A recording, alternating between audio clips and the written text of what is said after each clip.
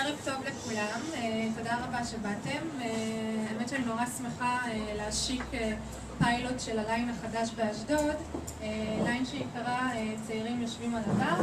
המטרה היא שקודם כל מלבד הפן החברתי אנחנו גם נהנה מהפן החוכמתי קצת, השכלי יותר. אנחנו כל שבוע אנחנו נלמד על דברים חדשים. השבוע אנחנו מתחילים האמת קצת על סטארט-אפים ועל אפליקציות ואיך עושים כסף משני הדברים האלה. להבא אני אשאיר אתכם במתח מי יהיו הדמויות הבאות, אבל הדמויות הבאות יהיו קצת יותר מוכרות לכם מהמדיה, מערוץ 10, מערוץ 2 וכן הלאה, דמויות ציבוריות מוכרות שאני מאוד רוצה להביא אותם לאשדוד.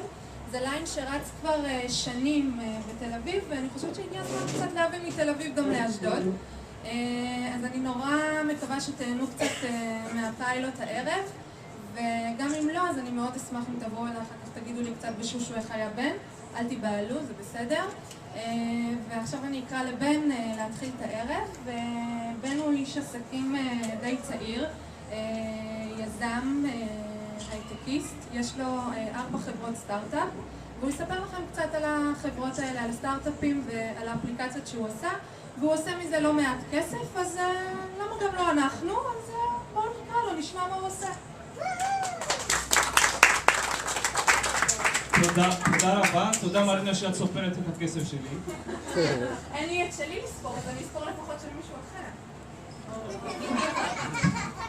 קודם כל אני רוצה להגיד לכם, מבחינת פרנג'ליקו, בזכות חנה שעומדת פה אצלנו, חנה שלום, יש לכם מבצע אחד ועוד אחד על כל שתייה, שזה בירה, נכון?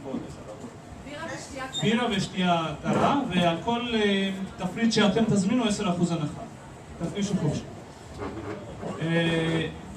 רציתי לשאול אתכם, הייתי רוצה להתחיל קודם כל שתציגו את עצמכם בשני מילים כל אחד, מה כל אחד עושה. אני יודע שרוב החברים פה זה חברים שאני מכיר אישית, ואני הייתי רוצה שתציגו את עצמכם ממש בשני מילים, שם ומה כל אחד עושה.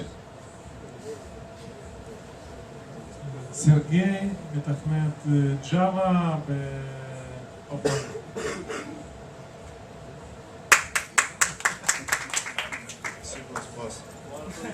קוראים? אלכס.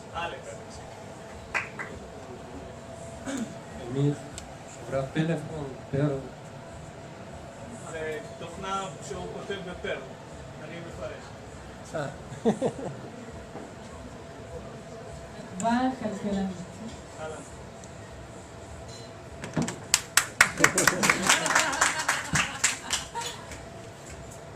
שרון, אני עכשיו בדיוק לפני מבחני לשכה בעריכת דין. בהצלחה. ענת ואני מרצה למחשבה. יופי, מהנדס תעשייה ודיור. רינה, מנהלת גיוס ופיתוח משאבים ופרויקטים בפרק. למה לא תעשייה בדיור? מה לעשות? יש לי טייטל. מדהים, יועץ למערכות מידע ובעלים של חברה בתחום תשתיות וטכנולוגיות.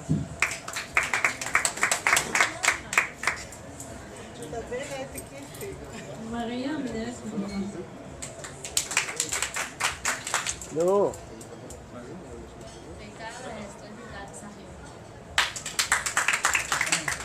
למה מעבירים אבל? למה? תגידו שם לפחות. כן, תגידו שם.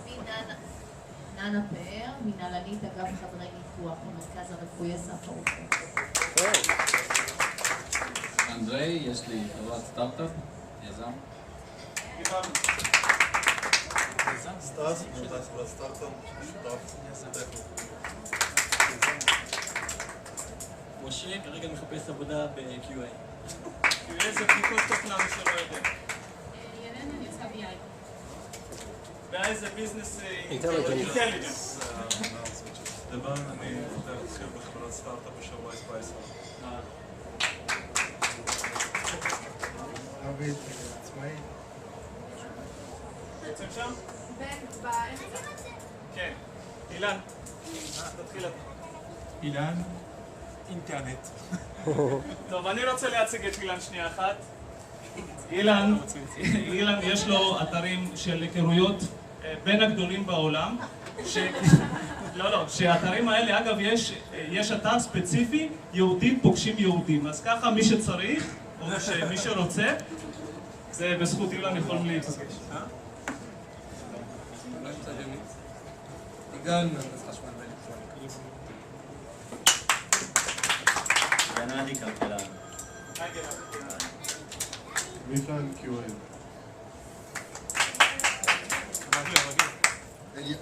לא, בעברית.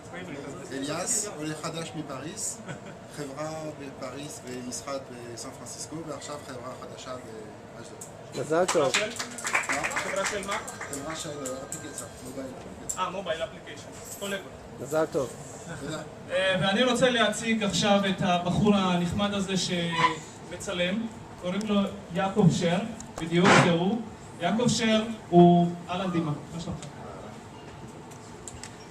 יעקב שר הוא בעלים של בלוג בין אחד הגדולים בעולם של מציאת עבודה. נכנסים אליו לאתר מאות אלפי איש בחודש, נכון? וכרגע הוא פותח גם כן סטארט-אפ חדש של מציאת עבודה. שמי בן הנור, אני יזם הייטק, אני אדבר על עצמי קצת מאוחר יותר. הייתי רוצה לשאול אתכם שאלה, מי מכם קרא ספר אבא אני אבא עשיר? תרימו יד. יש לי אותו ולא קראתי אותו. לא קראת? עוד לא, יש לי אותו. אוקיי, אז יש לך הזדמנות לעשות זאת. מישהו יכול להגיד לי מה המסקנה שהוא הסיק במשפט אחד? משם?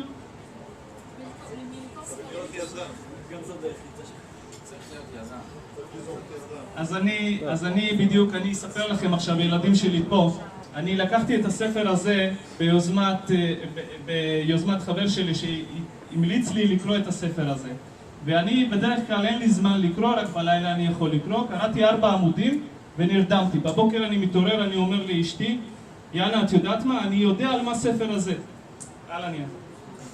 אז היא שואלת על מה הספר הזה, אז אני אומר, תקשיבי, אבא אני מספר לילד שלו איך ללמוד בצורה טובה, איך לקבל ציונים טובים, ובסופו של דבר למצוא עבודה שיוכל לפרנס את המשפחה שלו בכבוד, ואף פעם לא יחסר לו כלום. אבא אני בעצם מספר, תהיה הכי טוב, תלמד הכי טוב. ומה מלמד אבא עשיר? אבא עשיר אומר, תמצא את האנשים האלה שלמדו טוב ושהם יעבדו בשבילך. אז זה בעצם סוד של יזמות. כל השאלה איך מתחילים יזמות, זה צעד הראשון הכי קטן, זה צעד הכי קשה. אני קצת עכשיו רוצה לספר על עצמי, עליתי מגרוזיה בשנת 92, אני בעצם עשיתי אותו דבר מה שאבא אני היה מספר לי. תלמד טוב, ובאמת סיימתי בית ספר בהצטיינות יתרה, על מדליית ארד, אז כסף, בגרוזיה. הגעתי לאוניברסיטת תל אביב, סיימתי בהצטיינות תואר ראשון במדעי מחשב, סיימתי תואר שני במנהל עסקים, ועבדתי כמו שכל השכירים. עד שיום אחד התחלתי לעשות יזמויות משלי, אבל עוד בזמן שהייתי סטודנט, בגלל שהייתי צריך לממן את הלימודים, את הנסיעות מאשדוד, בגלל שלא נתנו לי מעונות, בגלל שאמרו שאשדוד יותר מדי קרוב לאוניברסיטת תל אביב, אז הייתי צריך לממן את עצמי. מה שעשינו, חבר שלי ואני, התחלנו לקנות במושב פרחים ב-20 אגורות כל אחד. היינו עושים זר של 15 פרחים, שזה היה עולה לנו 3 שקל זר, עוד עטיפה 20 אגורות, משהו כזה, וזה היה יוצא לנו בקרוב ל3 שקל. בימי שישי, שלא היה לנו לימודים, היינו פשוט עומדים ברמזורים, זה היה בגיל 16, אז הייתי לומד באוניברסיטה, והיינו מוכרים את הפרחים ב10 שקל. הרווח נקי שלנו היה 7 שקל. אני זוכר, הייתי נוסע מאשדוד עם הפרחים, אז לאבא שלי היה אוטו לאדה, מי שמכיר המרובע הזה. היינו שמים בבגז', דווקא הרבה פרחים נכנסים שם. וככה היינו מתפרנסים, היינו עושים משהו כמו 4,000 שקל כל אחד בחודש. ועבדנו יום אחד בשבוע, יום שישי. אחרי זה שהבנו את העניין, וזה אמת חבר'ה, אחרי שהבנו את העניין אמרנו למה שלא ניקח את הילדים קטנים, נעמיד אותם בצמתים ושהם יעבדו בשבילנו, ובאמת לקחנו ילדים קטנים. מה זה קטנים? עד גיל 18, אני אספר עכשיו עוד מעט למה. והם עמדו בשבילנו בצמתים ומכרו את הפרחים. איך שילמנו לילדים? על כל מחירה של פרח, של זר, שילמנו להם 2 שקל. זאת אומרת, הזר עלה לנו 3 שקל, 2 שקל היינו משלמים לילדים, ו5 שקל נקי היה נשאר לנו. ביום התחלנו לעשות 2,000 שקל כל אחד. ביום שישי. עכשיו, למה היינו לוקחים את הילדים עד גיל 18? למה? כי משטרה הייתה לוקחת אותם. וברגע שלוקחים את קטין, אז אסור להם להחזיק. אני הייתי מתקשר כאילו אבא שלהם, שלום, מדבר, אבא שלהם. תשחררו אותם, והם משחררים, אני שולח את אח שלו הגדול, הייתי הולך בעצמי והייתי משחרר אותו ממשטרה. זה היה סיפור. אחד היזמויות היה לפני כ-13 שנים, פתחתי אתר בשם חיסולים. מה זה חיסולים בעצם? חיסולים זה קופי של וואלה שופס ונטקשן, מי שמכיר? בן, אתה יודע מה זה כשגרוזיני אומר חיסולים? אהלן מיקי. פתחתי אתר בשם חיסולים. מה זה פתחתי? אני כעיקרון הייתי מתכנת C, C++ וכל הדברים האלה, ולא כתבתי ובי, ולקחתי את הספר, אז לא היה כזה מפותח דרך אינטרנט ללמוד, לקחתי את הספר ולמדתי PHP עם MySQL. כתבתי אתר אינטרנט ראשון שלי, לקח לי חודשיים לכתוב את האתר אינטרנט קניון וירטואלי כמו וואלה שופס ונטקשן. אוקיי, אתר עכשיו מוכן, מה עושים? עכשיו אני צריך את הספקים, מי שימכור דרכי את המוצרים שלהם. מי שלא יודע אגב איך נטקשן ווואלה שופס עובד, על כל מחירה שספקים בוחרים, הם לוקחים בין 5 ל-10%. אז אני מתקשר לספקים מוואלה שופס, ואני אומר, חבר'ה, בואו תמכרו דרכי. 99% אומרים לי, מי אתה בכלל? לך תעבוד עם אחרים, תראה לנו שבאמת אתה יודע לעבוד, ואל תבזבז לנו זמן, אחרי זה נדבר איתך, אחרי שאתה באמת תוכיח את עצמך. מה עושים? למישהו יש רעיון מה היה עושה? מה עושים במקרה כזה? לייצר לקוחות. באיזה צורה? מה זה לקוחות? אין לך סחורה. אוקיי. אז אני פשוט לקחתי בחוצפתי, העתקתי, נכנסתי לאתר של, לדעתי זה היה וואלה שופס או נטקשן, אני לא זוכר, העתקתי את כל המוצרים של כל הספקים. קניתי בסיסי נתונים של מיילים, התחלתי לפרסם. כן, אז זה לא ממש היה ספאם. וקנו למחרת כמה מוצרים.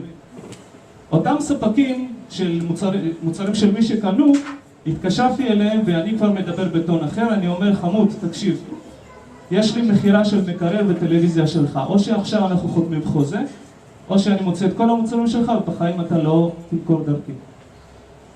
אחרי 4 חודשים הגעתי למחירות של 150,000 שקל בחודש. כמובן שזה לא כסף שלי, כן? מ-150,000 שקל היה מגיע לי מ-5 עד 10% רווח. ואנשים, ספקים כבר לא היו, אני לא הייתי מתחנן כבר לספקים, אני הייתי לוקח מכל ספק, כבר אחרי חודשיים עבודה הייתי לוקח מכל ספק דמי כניסה של 1,000 שקל, חוץ מבין 5 ל-10% שהוא היה משלם, שהם היו משלמים. אחרי תקופה קצרה מכרתי לאחד היבואנים, ופתחתי, קניתי האמת, בגלל שאני קצת גרוזיני, פתחתי צ'יינג'. קניתי צ'יינג' קיים. אחרי כמה חודשים הבנתי איך זה עובד, ומכרתי קצת ברווח את הצ'יינג' הקיים הזה. פתחתי חברה בשם טרה-נור. טרה-נור זה שם משפחה שלי, טרה זה משהו גדול, או שאדמה, תלוי איך כל אחד קורא. וקראתי לחברה שלי שם המסובך הזה שקוראים לו טרה-נור, שאף אחד לא יודע להאט אותו. מאז אני ועובדים שלי, עובדים, מפתחים אתרי אינטרנט, מפתחים אפליקציות, וגם יצרנו מוצר מאוד מאוד נחמד של שרת שליחת אס-אמסים, שעובד בצורה מאוד מעניינת, שכל אחד מי שרוצה לעבוד דרכנו יכול להירשם ויכול להפוך לספק בעצמו. זאת אומרת, לקוחות שלו לא יודעים שאני הספק האמיתי.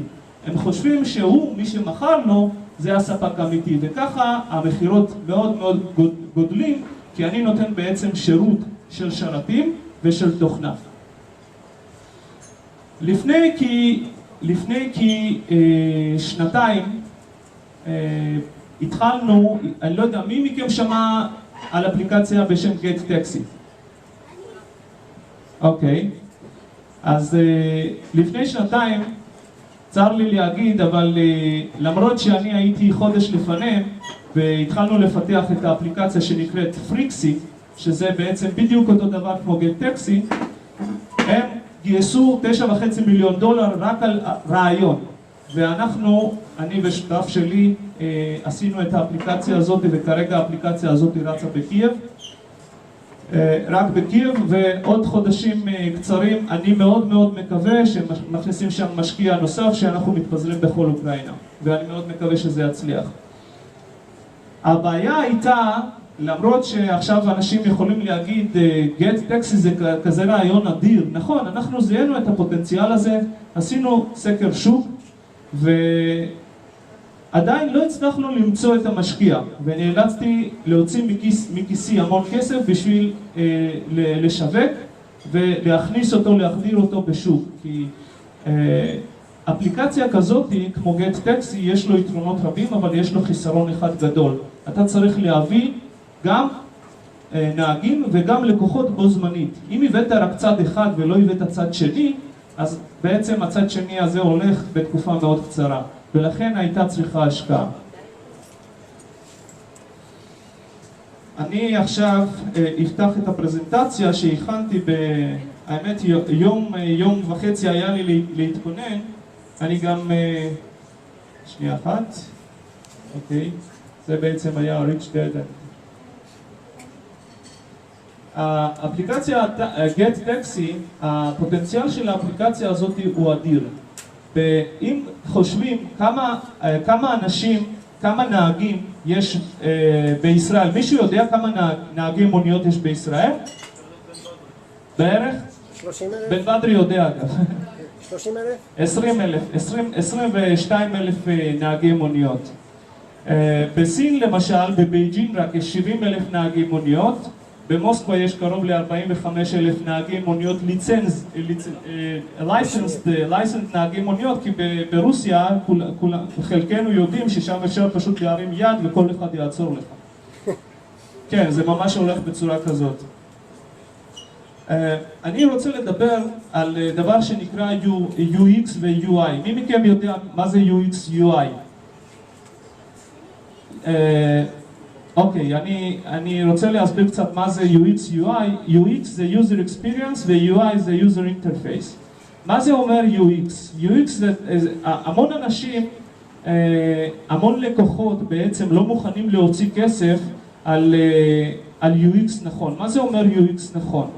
ברגע שאתה משתמש, השקת המון כסף בתוך אפליקציה או בתוך כל יזמות שלך, והבאת אנשים ראשונים ופתאום אנשים עוזבים. מה עושים? אז כנראה משהו לא בסדר. משהו לא בסדר בדרך שימוש של האפליקציה או של האתר. לכן, לפני להתחיל את הפיתוח של האפליקציה, צריך קודם כל לתכנן, כמו שמתכננים כל דבר חדש או כל דבר שצריכים לעשות. הייתי רוצה להגיד שנייה אחת בקשר לאפליקציה לעומת GetTaxi, מה היתרון של פריקסי. פריקסי אנחנו עושים בצורה כזאת שלקוחות עצמם מציעים כמה הם מוכנים לשלם בשביל הנסיעה כזאת או אחרת. יש כזה מקרה של בחור שקוראים לו ג'רד ספול, שהוא מאוד מאוד התפרסם בזכות זה שהוא הביא $300 מיליון בשנה לחברה אחת המוכרות שכולנו יודעים, שכולנו קונים בחברה הזאת, בגלל סיבה מסוימת. וזה בעצם, אני עכשיו הולך להדגים מה זה UX. מי מכם קונה באיביי ומי מכם קונה באמזון? אז ברגע שקונים באיביי ובאמזון, בסופו של דבר אם אתה לא רשום, מבקשים ממך להירשם. ושמו לב האנליסטים שברגע שאתה מבקש להירשם, למרות שכבר הכניסו בבסקט שלהם, הכניסו את המוצרים שרוצים לקנות ואתה דורש בעצם להירשם, אחוז מאוד מאוד גדול עוזבים, לא מוכנים לתת את הפרטים כי הם מפחדים מספאם, שאתה תשלח למיילים שלהם וכו' וכו'. אז הבחור הזה, ג'רד ספול, שינה דבר פשוט. והוא התפרסם קוראים לו כפתור של $300 מיליון. כי בגלל הכפתור הזה שהוא שינה, סך הכל כפתור הזה, הנה זה הכפתור שהיה לפני כן, לעשות רגיסטרציה, וכפתור שני, לעשות את הקנייה בלי שום רגיסטרציה. מי שמכיר פייפל יכול לתת קנייה בלי שאתה מוסר שום פרטים. אז בצורה כזאת הם עשו את זה, ונתנו כאופציה להירשם אם אתה רוצה להירשם. בזכות זה, כבר בחודש ראשון 45% מחירות עלה. וכשחישבו בסוף השנה $300 מיליון עשו יותר כסף מאשר היו עושים בכלל. אני רוצה להגיד דבר שאם אי פעם לפני עשור מישהו היה יוצא עם איזשהו מוצר והיה פעם אחת מפרסם בטלוויזיה, הוא היה יכול לשבת עם ידיים מחובקות ולחכות שיזמינו את המוצרים שלו. כי טלוויזיה היה הכלי האולטימטיבי שדרכו מפרסמים ודרכו מוכרים הכי הרבה מוצרים. היום מצב השתנה. אין כבר תחרות, אני לא יודע, אני הייתי משתתף למשל באולימפיאדות בבית ספר, היו שולחים אותי לטביליסי מעיר שלי קוטאיסי במתמטיקה, פיזיקה, בשביל להוכיח דבר אחד, שאתה הכי טוב או בין הכי טובים. אין כזה דבר כבר בעולם. מי שמחליט אם אתה הכי טוב, זה לא תחרות בבית ספר. מי שמחליט זה כלל האנשים. אם מעלים איזשהו משהו בתוך פייסבוק והוא באמת ויראלי, אז תוך שניות הוא מתפזר בין האנשים ואנשים נותנים לך ציון. לכן אין כבר משקל לפרסום כזה כמו טלוויזיה לעומת פרסום ויראלי של חברות כמו פייסבוק, כמו לינקדאין וכולי וכולי. גם נמצאים אנשים משקיעים הרבה יותר זמן בסושיאל נטוורקס, המון יותר מאשר בתוך הטלוויזיה. איך בעצם אפשר לגייס היום כסף? יש גיוס קונבנציונלי שזה נקרא venture capital, ויש שאתה ניגש, כותב ביזנס פלן ואתה ניגש ל-venture capital, נוסע לתל אביב, להרצליה, ניגש לחברות האלה, מציג להם כמה אנשים יושבים איתך, או שאולי בן אדם אחד, אתה מציג את הפרזנטציה שלך, ובסופו של דבר מחליטים לפה או לפה, שאומרים לך נחשוב, ואולי אחרי כמה חודשים חוזרים אליך. יש כלים, אני לא יודע מי מכם מכיר את אינדיגו או קיקסטארטר, יצא למישהו מכם לפרסם שם משהו? לאף אחד. אז קודם כל קיקסטארטר זה החברה הכי גדולה שעובדת בארצות הברית וביונייטד קינגדום, ולישראלים לצערנו אי אפשר לעשות שם כי אתה צריך אזרחות אמריקאית. לעומת זאת יש חברה שנייה בגודלה שקוראים להם אינדיגוגו, ששם כן אפשר לפרסם את המיזם שלך, ואתה יכול לקחת כסף תמורת כל מיני, אפילו לא אחוזים. אתה יכול להגיד לאנשים שאתה מוכן לתת את המוצר הראשוני, לשלוח להם, גם לקחת על זה משלוח, אבל אנשים בטבעם מעודדים אינובציות חדשות. והם כן מוכנים לתרום, אני בטוח שאחרי הערב הזה אתם תיכנסו ותראו, הם מוכנים לתרום עשרות ואפילו מאות דולרים בלי לקבל כלום. ואם כן רוצים לתרום, להתרים הרבה יותר כסף, אז יכולים להציע לאנשים האלה כל מיני הטבות, כמו אפילו אחוזים וכולי וכולי. יש עכשיו, היום קראתי, כן ז'ניה. תגיד לי, ואם יקחו משם את הרעיון הזה, מבחינת היזמים אני רוצה להגיד לך דבר אחד, בדיוק כמו שדיברתי על גט טקסי ופריקסי, לא מספיק שיש לך רעיון, לא מספיק שהוא מצוין, לא מספיק ש-user interface ו-user experience שלו מצוין, אתה צריך גם מזל בחיים. אז זה כאילו סיכון 50 על 50, או יגנבו או לא יגנבו? לא בטוח. חוץ מזה שלגנוב, תשמע, כל דבר צריך לייצר. למשל, על אפליקציה שאני מדבר על פריקסי, לקח לנו שנה לפתח. שנה לפתח, אני גם יכול להסביר לך מה זה הדברים שנקרא לפתח. זה לא אפליקציה שאתה stand alone מחזיק ביד ואומר זה אפליקציה, ממש לא. האפליקציה הזאת מחוברת לשרתים, צריך לפתח את הצד שרת איפה שאתה בעצם עושה קונטרול לכל העניין. אתה באונליין רואה איפה המוניות שלך, אתה באונליין רואה איפה האנשים שמשתמשים באפליקציה, ואם מחר אתה תרצה לעשות אפילו פרסום לאותם אנשים, פרסום שלא קשור למוניות, אתה יכול לעשות כי אתה שולט במרכז שלך. וחוץ מזה האפליקציות בדרך כלל שאני עושה, שאנחנו עושים, הם מולטילינגואל, שזה אומר ש...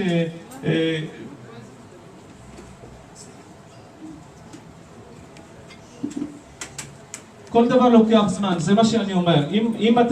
אם אתה כבר שמת באינדיגוגו לדוגמה, את הדבר שלך צריך להיות כבר מוגמר, וזה אומר שאם מישהו עכשיו מתחיל להעתיק ממך הוא שנה מאחוריך, אז שנה יש לך קודם כל זמן מרווח. אבל אם אתה תחזיק את המיזם שלך קרוב לחזה, זה מה שאגב רציתי לדבר.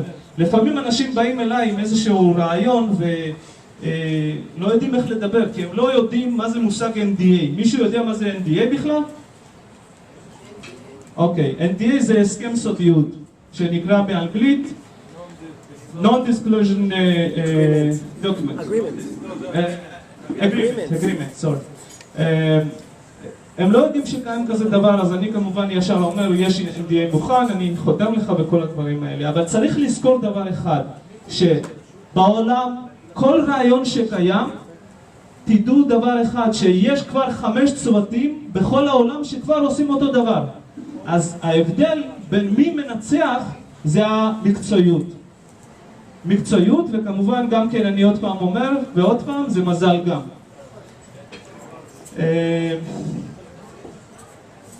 אגב, ראיתי היום, כן. לא ממש מסכים עם מה שאתה אומר לגבי זה. כאילו להגיד שזה סיכוי, אם אתה עכשיו שם באינדיגוגו את הרעיון שלך, אז מישהו יכול לגנוב אותו, שהוא מוגמר, זה לא ככה. הרעיון שאתה לא מדבר איתו זה רעיון שהוא לא שווה. אתה תבזבז שנה עליו, ומה, אתה בזבזת שנה עליו, אתה מוציא אותו, ואתה לא יודע אם אוהבים אותו או לא אוהבים. הקטע של לדבר ולעשות איטרציות, כי המצאה זה לא רעיון, זה הרבה רעיונות שהתפתחו מעל. זה דברים שצריך לדבר... מה שמך? לדבר עם היוזרים הפוטנציאליים שלך, להבין מה כן יעבוד איתם ומה לא יעבוד. מה שמך? סטס, אתה חבר של אנדרי, נכון? אני שותף גם. כן, שותף. יש לך סטארט-אפ, אני יודע, ב-Augmented Reality, נכון? אתם יצרתם את המוצר ולא ידעתם אם זה ילך ולא ילך, נכון? אנחנו יצרנו רעיון, אנחנו ישר הלכנו עם הרעיון הזה, כבר התחלנו לדבר עם אנשים, להראות את הפרוטוטייפים, אנחנו לא פחדנו שמישהו. זה מה שאני אומר, שאני לא צריך לפחד, זה מה שאני אומר. כי כדי לגנוב, קודם כל צריך לא רק רעיון, כי להרבה אנשים יש הרבה רעיונות טובים. צריך לבצע, וזה המון כסף, המון זמן. זה מה שאני אומר, שלא צריך לפחד. לא צריך לפחד. ברגע שמחזיקים לחזה את הפרויקט שלך, מישהו אחר כבר עושה את זה. מה? נכון, זה מה שאני אומר, כי יבגני מה שאמר שלא מפחד, לא מפחד. כי אם אתה לא תדבר אף אחד לא ידע. אז כמו שאני עומד עכשיו היום פה, יש בתל אביב ובהרבה מקומות אנשים אחרים שעומדים ככה, אז מה? אם לא הייתי עומד פה עכשיו, הייתי יושב במשרד שלי, אגב אני פה יושב למעלה, ומה הייתי עושה? אם מדבר עם קירות, לא עם אף אחד, לא צריך לפחד חבר'ה, תהיו פתוחים. תהיו פתוחים ותזרמו. כמו ביסמן, ראיתם יסמן? איך הייתה סבתא הזאתי? טוב. לא כולם מכירים, לא משנה. יש חברה, אגב ראיתי היום, buy my startup, היום ראיתי פרסמו את זה, מה שהם עושים, הם מחפשים משקיעים, מי שמתעניין בזה, כן, הם מחפשים משקיעים, נותנים לך אפילו משקיע ואפילו יכולים להביא אותך למחירה ולוקחים את כמה שאני הבנתי, היום קראתי כתבה על זה, 1.9% מהמיזם. כשיש רעיון, מה שסטס אמר, והוא עשה סקרים, איך בודקים בעצם ב5 דקות אם הרעיון הוא שווה או לא שווה? יש 4 פרמטרים, שבעזרת 4 פרמטרים האלה בודקים אם רעיון שווה ואם כדאי להמשיך איתו ולא כדאי או שכדאי לקטול אותו בשורש. הדברים הכי, 4 שאלות שצריך לשאול כל אחד את עצמו ברגע שרוצה להתחיל ולהשקיע גרוש ראשון, הוא צריך לשאול אותו קודם כל מה גודל המרקט, לאיפה הוא הולך. דבר שני, צריך לשאול את עצמו כמה עולה להביא כל לקוח בשביל המיזם הזה. דבר שלישי, הוא צריך לשאול את עצמו, כמה הוא יכול לעשות מכל לקוח שהביא ב-X כסף, כמה הוא יכול לעשות ממנו כסף. ודבר אחרון, תוך כמה זמן הלקוח הזה יהיה איתו. זה מתמטיקה פשוטה.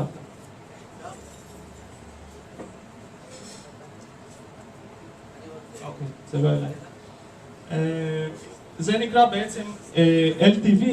LTV זה נקרא lifetime value, ו-subscription position cost זה בעצם כמה עולה להביא את הלקוח.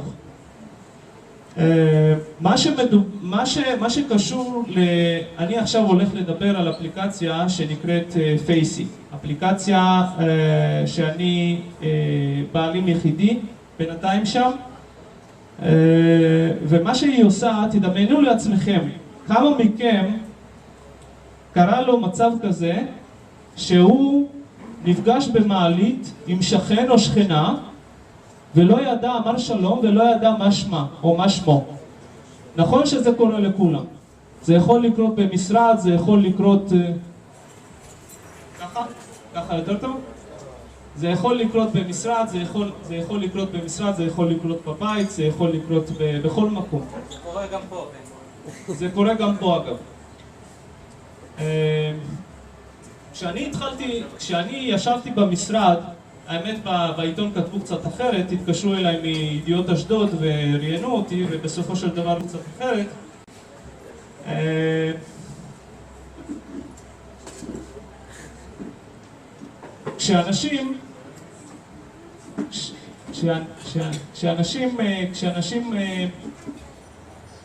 אנשים הם יצורים כאלה, אם תחשבו בעצמכם, כשנכנסים בפייסבוק ומעלים איזשהו פוסט, כולם, וגם אני, כמו מורלים, מחכים כמה אנשים יעשו לך לייק, וכמה אנשים יכתבו לך קומנט, וכמה תמונות שמעלות את האגו שלך, אתה תוכל לעלות.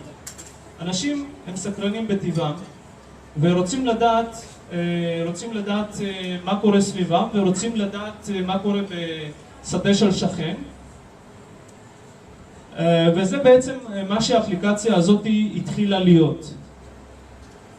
אני רוצה להראות לכם את הסרטון.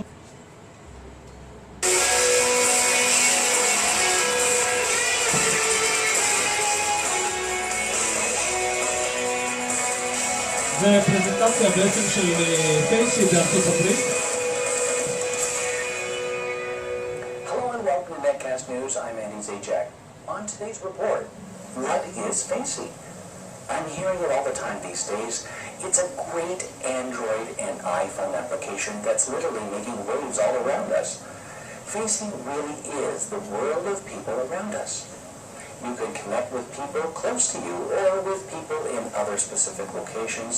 You can chat with them, write reviews for the people you know, and read about others. In fact, you can find people and navigate to their location using GPS. This really is the ultimate app for socializing online and making connections that you would probably never have made. And in fact, when I first heard about this application, I downloaded and installed it on my phone, and it really is a great working application. It really is great. And the pictures are also nice. So just imagine being able to send personal announcements to nearby אגב, זה אתר ישן, פייסי.com, ועכשיו פייסי.co קיים כבר. זה היה לפני כמה חודשים. Search other users by name or by location. And there's really so much more to this. It's also a great benefit to buy a package and send personal notifications to other users with this announcement. You can check out this great app at facey.mobi or search on the market by the keyword Facey. That's F-A-C-Y. And that's our report for today. Thank you for watching Netcast News. בעצם היה לפני חודש משהו כזה, איזה מפגש, וחבר שלנו, של אשתי ושלי, היה צריך להגיע מבת ים, והיינו בחוף הים באשדוד. הוא הכניס איזושהי כתובת של אותו מקום של חוף הים, ומתקשר אליי, הוא אומר, בן, אני לא מצליח להגיע. אמרתי לו דבר פשוט, תיכנס לפייסי, תחפש אותי, תמצא אותי, תלחץ לנווט לבן ותגיע אליי. והוא הגיע אליי תוך מספר דקות כי הוא כבר היה בתוך אשדוד. מה שבעצם פייסי נותנת כאופציה נוספת, זה לחפש אנשים ולדעת איך להגיע אליהם. אם יש לך איזושהי פגישה, אתה לא צריך לכתוב בעצם את הכתובת של אותו מפגש, אתה פשוט יכול להקליק על בן אדם. אני גם אראה את המסכים האלה. זה בעצם המסך, ברגע שנכנסים לבן אדם, זה הכפתור שאתה יכול להגיע, שכל אחד יכול להגיע לבן אדם, והוא מנווט דרך Waze או דרך Google Map, ויכולים להגיע לאותו בן אדם. יש עוד פיצ'ר מאוד נחמד, כל אחד רוצה לדעת מידע על השני, נכון? אתם מסכימים או לא? כן, מרינה. בטח. מה שההבדל בין זה לבין פייסבוק, בפייסבוק כל האנשים שיש לך חברים הם נמצאים בכל מיני מקומות שאין לך שליטה בזה. יכולים להיות, אם את נמצאת עכשיו באשדוד, יכולים להיות מחיפה, יכולים להיות מתל אביב וכו'. מה שקורה בפייסי לעומת פייסבוק, באותו מקום שאתה נמצא, אתה יכול לראות את האנשים שנמצאים שם, אם אפילו הם לא חברים שלך ואתה לא מכיר אותם. זה בעצם כלי להכיר את האנשים, להכיר את השכנים שלך, ולא רק להכיר, גם לכתוב וגם לראות איפה הם נמצאים. כמובן שברגע שהם פתוחים, כי אם הם סוגרים אז אף אחד לא יכול לראות אותם. מה? לא, אני אומרת כאילו, אני בתור בן אדם אינדיבידואלי, לא ירצה לחשוף את כל הפרטים האלה החוצה. למה שכולם ידעו תמיד איפה אני יוצא? אז את יכולה לסגור, זה מה שאמרתי, ואז אף אחד לא ידע איפה את נמצאת. בדיוק, זה מה שרציתי להגיד. זה מה שאני רציתי להגיד, שלפני כמה שנים אנשים היו לובשים קצת יותר בגדים, לפני פחות שנים אנשים הורידו קצת בגדים, ועוד כמה שנים אנשים ילכו עוד מעט חשופים. ולשם אנחנו מתקרבים. לפני שפייסבוק קרה, אף אחד לא היה נכנס לשם אם היו אומרים את זה. מה? ברור, מה זה? ברור. אגב, אתם יודעים למה אני אוהב לעסוק באפליקציות ובסטארט-אפים? כי אני אוהב את התהליך, בדיוק באותה צורה. כששואלים אותי למה אתה אוהב ילדים, אני אוהב תהליך. בסדר? עניתי לך, מרינה? סבבה. רק בלי הקדמות, ברור. בקשר ענת, אז כל אחד יכול לסגור פשוט את עצמו, ומי שרוצה לחפש משהו לפי מיקום, סתם דוגמה, עכשיו את רוצה להשקיע בתל אביב, לקנות בית. איזה כלים יש לך לעשות זאת? את יכולה עכשיו לשנות כתובת שלך, את משנה פשוט כתובת שלך בתוך פייסי, ואת יכולה לראות את אותם אנשים שנמצאים באותו מקום איפה שאת מחפשת, בוא נגיד בארלוזורוב 3 בתל אביב. ואת יכולה לדבר איתם. את יכולה ממש לדבר איתם, לשאול אותם איך האזור שלכם, או כל דבר אחר מה שתרצי. בנוסף, הכלי שפייסי נותן, זה נותן בסופו של דבר לפי 4 קריטריונים האלה שאמרתי למה כדאי להשקיע בחברה ולמה כדאי לפתח, בעצם מאחורי פייסי עומד איזשהו משהו שנקרא כלי פרסומי. למשל, אם לוקחים עכשיו חנות מקומית, שזה איזה מכולת שיש לה מוכרת קוטג' בשקל פחות ורוצה לפרסם את זה. איזה כלי יש לה לפרסם? היא יכולה לפרסם בעיתון מקומי, אבל עיתון הזה יכול להגיע לט"ו ממקום הזה, ומט"ו אף אחד לא יגיע לפה. נכון או לא? אז הוא יכול לפרסם בדיוק באותו מקום, החל מאותו מקום איפה שהוא נמצא, לאותה כמות אנשים שהוא מחליט, לפי בחירה שלו. וכמות אנשים כרגע בפייסי 20,000 איש תוך 4 חודשים. 20,000 איש החליטו לוותר על הפרטיות שלהם, כמובן בעירבון מוגבל, כי הם יכולים לסגור את הפרטיות הזאת, יכולים מתי שהם רוצים. 500 מיליון ויתרו על הפרטיות שלהם בפייסבוק. בדיוק, 500 מיליון ויתרו על הפרטיות מסוימת, כי עדיין חברים שלהם יכולים לראות רק אותם, אבל בגדול האופי של בן אדם זה שהוא מוכן להתפשט רק שיראו את הדברים הטובים שלו, ושלהראות יותר מאשר הוא באמת בעצמו. כן, אבל אני צריך להבין, הנושא הזה של פרטיות זה משהו שעכשיו עולה כל הזמן. פייסבוק נכנסים בהם מאוד קשה, גוגל נכנסים בהם קשה, כל הנושא של פרטיות זה משהו שעולה כל הזמן, כל הזמן שתשדרגו את... נכנסים בהם, אבל בינתיים הם מתחזקים ומתחזקים. זה לא קשור, אבל כולם סוגרים היום אף אחד לא פאבליק בפייסבוק יותר. כולם סוגרים את היישומים שלהם בפני אנשים שהם לא... אני אספר לך משהו, יש לי חבר שגר בתל אביב, ויום אחד אני פשוט לא מוצא אותו בפייסבוק, אני אומר לו, מיכאל, מה קרה? כאילו, איפה אתה? הוא אומר, עזוב, סגרתי, עזוב אותי מכל הדברים האלה. אמרתי, טוב, בסדר, אחרי חודש אני רואה אותו חזרה, אמרתי, מה קרה? אז הוא אומר לי דבר פשוט, אתה יודע, כולכם שם, אז אני חזר, אין לי מה לעשות. אז יש כמובן, אני מסכים עם זה שיש חוסר פרטיות, אבל תשמע, כולם מעלים, אני בהתחלה גם כן התחלתי לא להעלות את התמונות של ילדים שלי, בסופו של דבר לפעמים אני כן עושה. יש דבר כזה שנקרא להתרגל לחושפנות, וברגע שאתה מתרגל לחושפנות, אז חושפנות הזאת היא גודלת. עכשיו אני רוצה לשאול אתכם, מה דעתכם אני הולך לדבר עכשיו?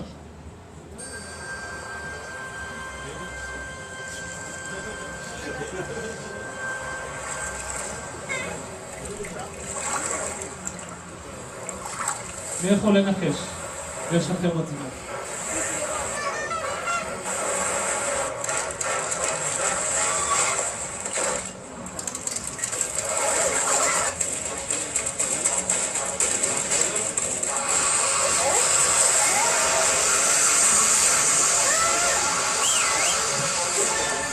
מרינה, זה לא זה.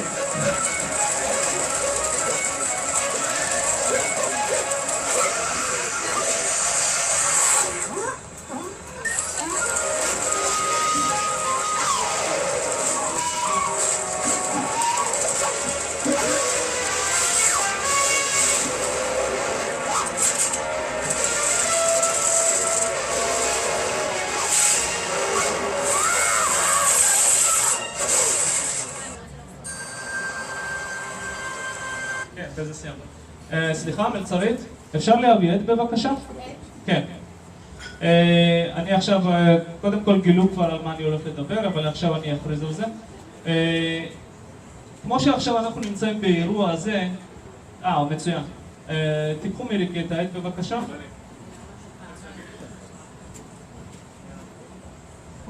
זה בסדר, אתה יכול להעביר אליי, זה בסדר, אני אוהב את זה.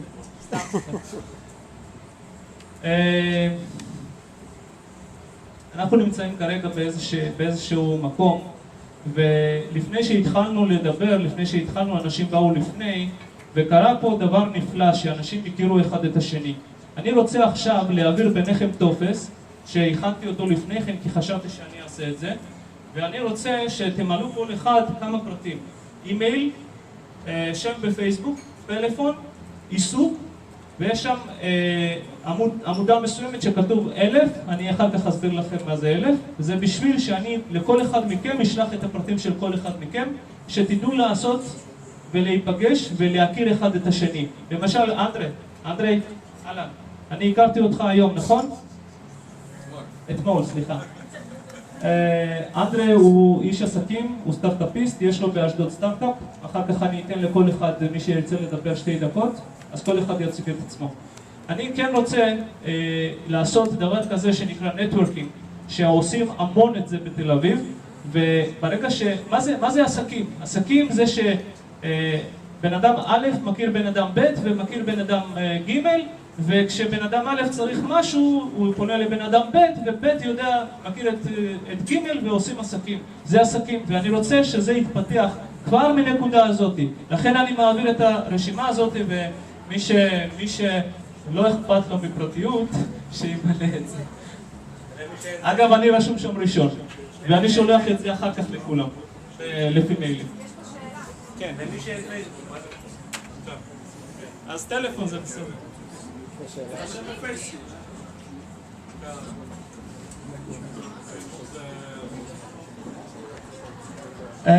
עכשיו, הסרטון הזה שהראיתי לפני כן, אני ממשיך, כן? הסרטון הזה, אלנה, נכון? אלנה אמרה שזה עבודת צוות, וזה נכון. שום עסק לא יכול לעבוד על בן אדם בודד, אם רוצים כמובן להצליח, ואם אנחנו לא מדברים על מכולת. שלום רומן, היית חסר לנו אחי. שלום לכולם. כיבוד.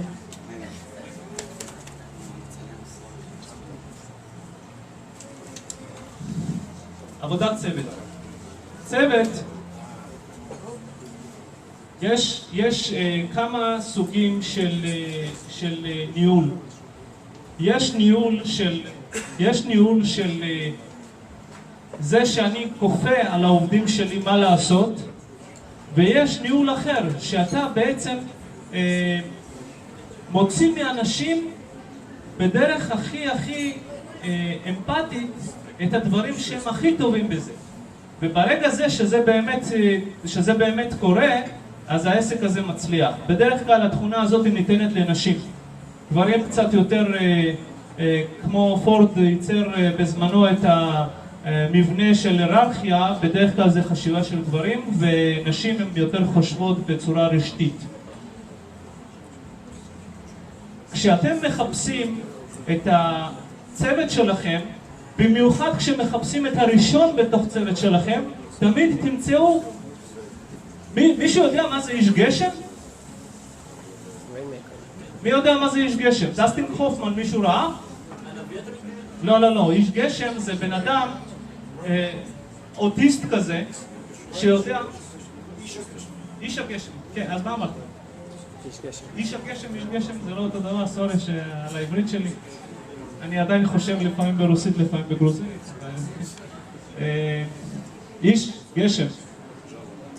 זה מי שראה את הסרט עם דסטין הופמן על איש גשם, שהוא אח שלו, תום קרוז עד כמה שאני זוכר, שלמד את היכולות שלו, היה מכניס אותו לקזינו, ודסטין הופמן היה איש אוטיסט שידע לחשב בשניות מספרים ענקיים, ובקזינו היה מנצח כל דבר, הוא פשוט היה יודע לספור את הקלפים. אבל בדברים אחרים הוא היה על הפנים. אבל באותו דבר הוא היה הכי טוב, לא היה יותר טוב ממנו. אז כשאתם מחפשים מישהו לאיזה משהו, תמיד תמצאו איש הגשם הזה. ואני תמיד אוהב להגיד דבר אחד, יש כמה סוגים של אנשים, יש אנשים חזקים ויש אנשים פחות חזקים. אני מתכוון מנטלית, לא מתכוון פיזית. בדרך כלל אומרים כזה דבר שאנשים סוג A מחפשים אנשים סוג A, אפילו יותר חזקים מהם כי הם לא מפחדים. אנשים סוג ב' מחפשים אנשים סוג ג', כי הם מפחדים שאוהב ואבוי העובד שלו יהיה יותר חזק ממנו. לא צריך לפחד מזה, אתם תהיו שמחים שהעובדים שלכם יהיו הרבה יותר חזקים מכם. ברגע שהעובד שלך יותר חזק ממך, אז מה אתה בעצם? זה מיקי אמר פעם. מיקי, אתה זוכר את זה? מיקי, איפה מיקי? למטה.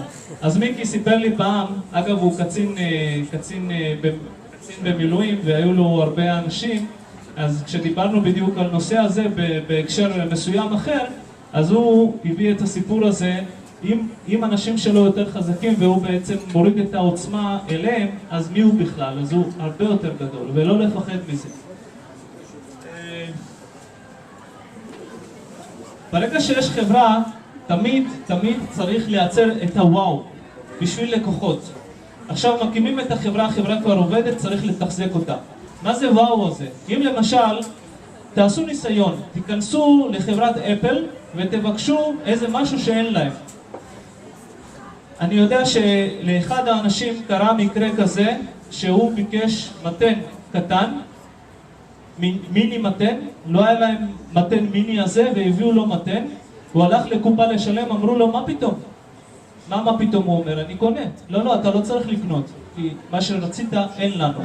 הסיפור הזה הוא סיפר לכל כך הרבה אנשים, שהמתן, המיני מתן הזה שעליו היה צריך לשלם, האפל קיבלו פי 100 או פי מיליון כבר, מאותם אנשים שמבסוטים מהשירות שלהם.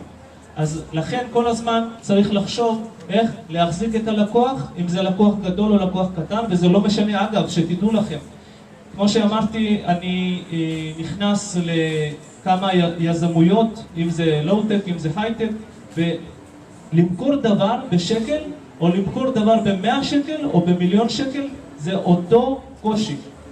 פשוט צריך לדעת להתרכז במה שאתם רוצים, אבל למכור, זה לא משנה באיזה מחיר אתם מוכרים, צריך לדעת לעשות את זה.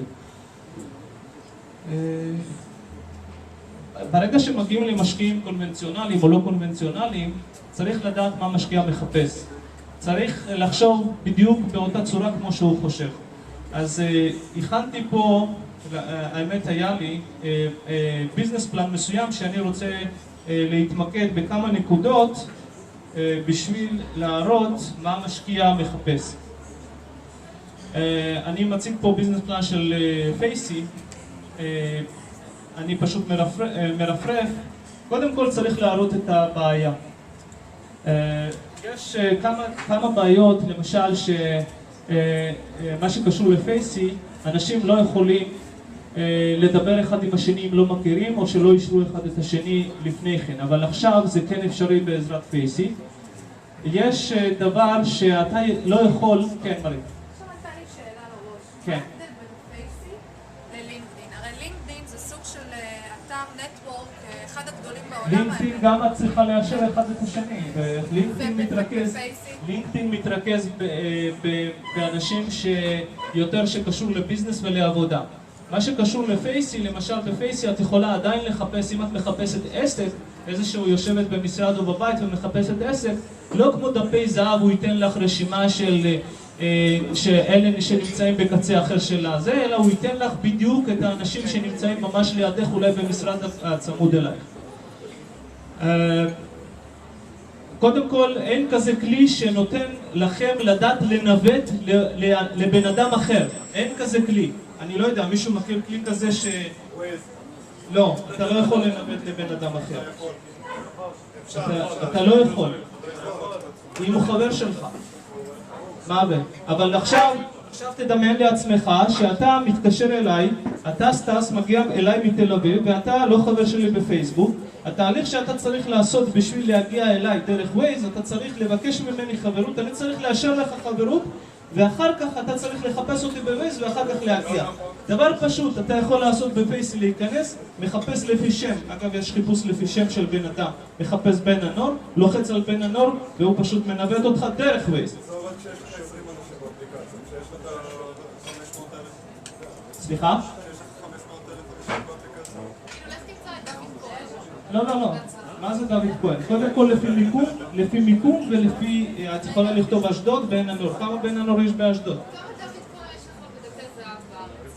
בארץ, אבל אנחנו לא מדברים בארץ. טס הולך לנסוע לאשדוד, לא הולך לנסוע לתל אביב או לאיזה.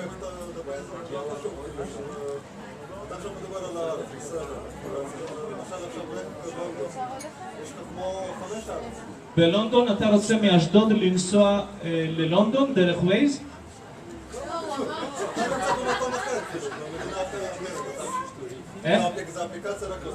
לא, אפליקציה פייסי, אגב לקחתי, היא קיימת ב-15 שפות, 4 שפות אני תרגמתי בעצמי, כי אני דובר 4 שפות, 5 שפות, אבל 4 תרגמתי בעצמי.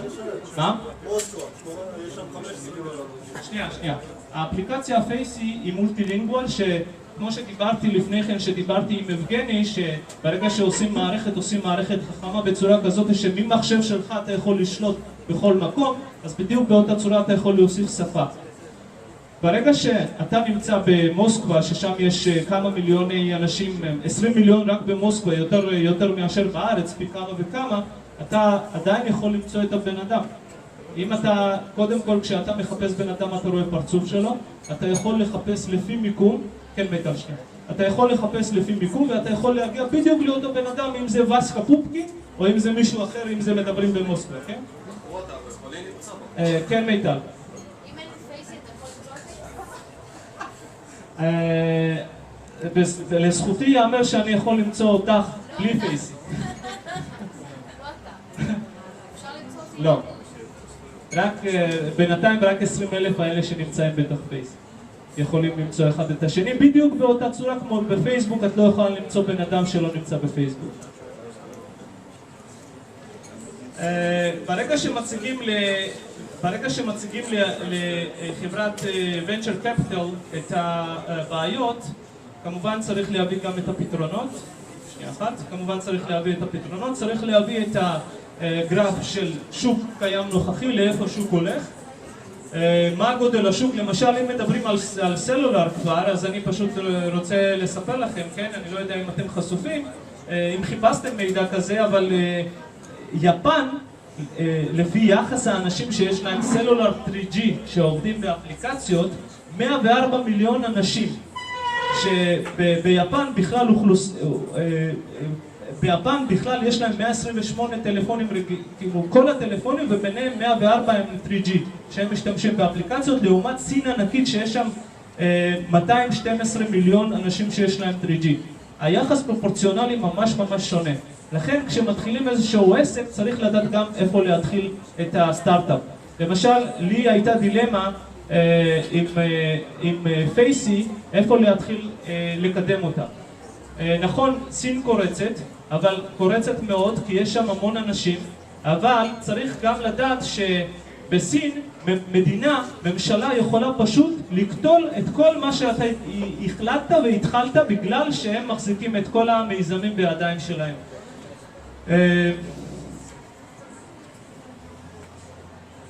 זה דיברנו, צריך כמובן להראות לו למה את כל הארבע נקודות האלה שצריכים לשאול את עצמכם למה בכלל צריך להשקיע באפליקציה שלכם. צריך להראות להם מה רווח, איך האפליקציה מרוויחה את הכסף. בעצם יש שתי סוגי של סטארט-אפים. סטארט-אפ כזה כמו אינסטגרם, שהוא לא עשה גרוש אחד עדיין ונמכר עדיין במיליארד דולר, נמכר ב$30 ליוזר. זה פשוט בלתי יאמן, לא היה כזה דבר לפני אינסטגרם, שפייסבוק בנו אותם.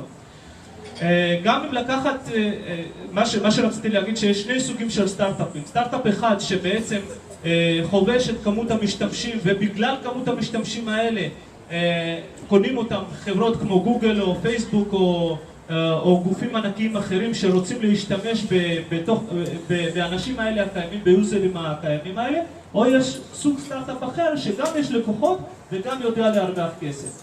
אז כמובן שהסוג השני זה הרבה יותר טוב מאשר סוג הראשון, כי סוג הראשון זה עדיין איזה סיכוי יקנו אותך או לא יקנו אותך, ובדרך אתה צריך הרבה משקיעים בשביל לתחזק את המערכה שלמה.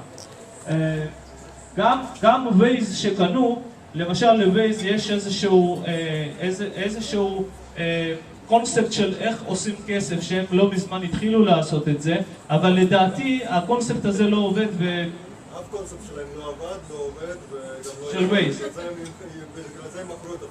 הם קיבלו יותר מאינסטגרם, אבל הרווח שלהם היה פחות או יותר...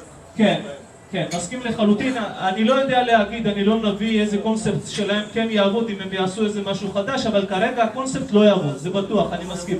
כי הקונספט כרגע מה שיש להם, ברגע שאתה נוסע מנקודה A לנקודה B, הם דוחפים לך באמצע פרסומת של כל מיני חנויות. אבל בעצם כשאתה משתמש בווייז, אתה משתמש רק בגלל שאתה לא יודע איך להגיע מנקודה A לנקודה B.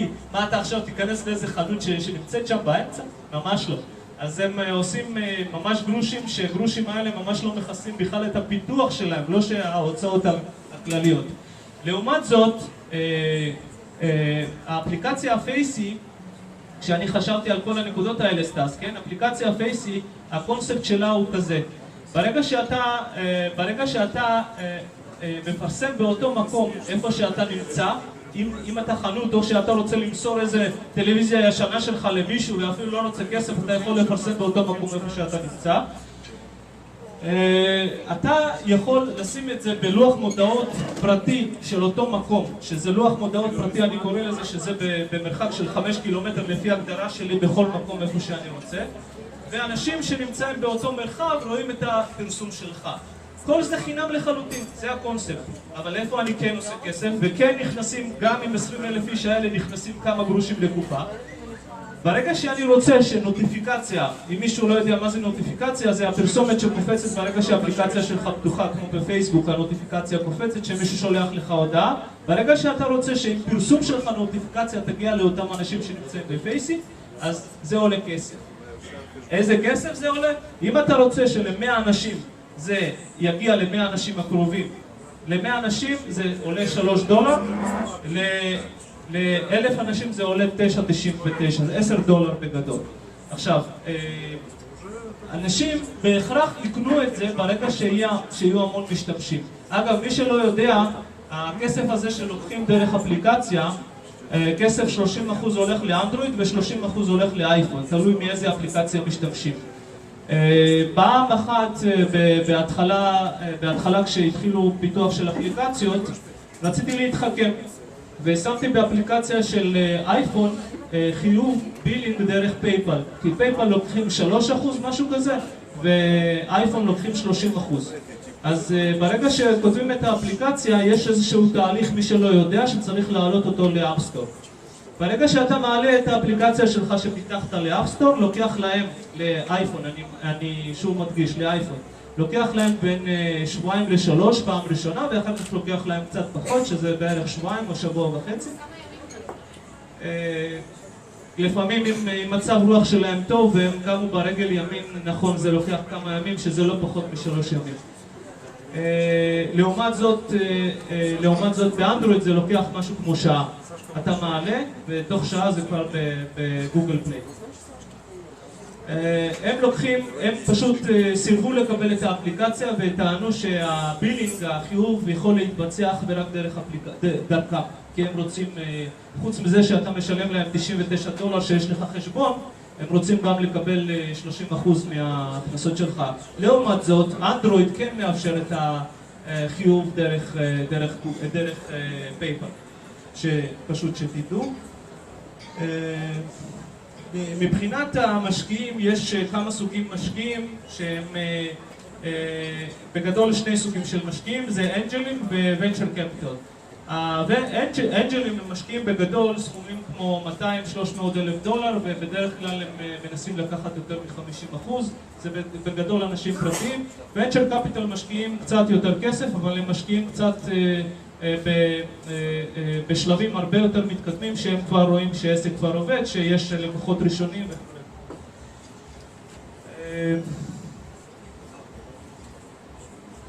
זהו, עכשיו אני חושב סיימתי, שנייה תנו לי לראות את המצגת. כן, צריך להראות, למשקיעים צריך להראות את המיילסטונים, וצריך להראות באיזה שלב, איפה יעמוד עסק לפי חודש וחודש, להראות איזה פיצ'רים מבחינת ה-development, מבחינת הפיתוח, באיזה שלבים ומה מתכננים, להראות את הלקוחות הקיימים והלקוחות עתידיים, לאיזה מדינות מתפזרים לפי חודשים ואיפה מתחילים את השיווק, והכנסות של העסק.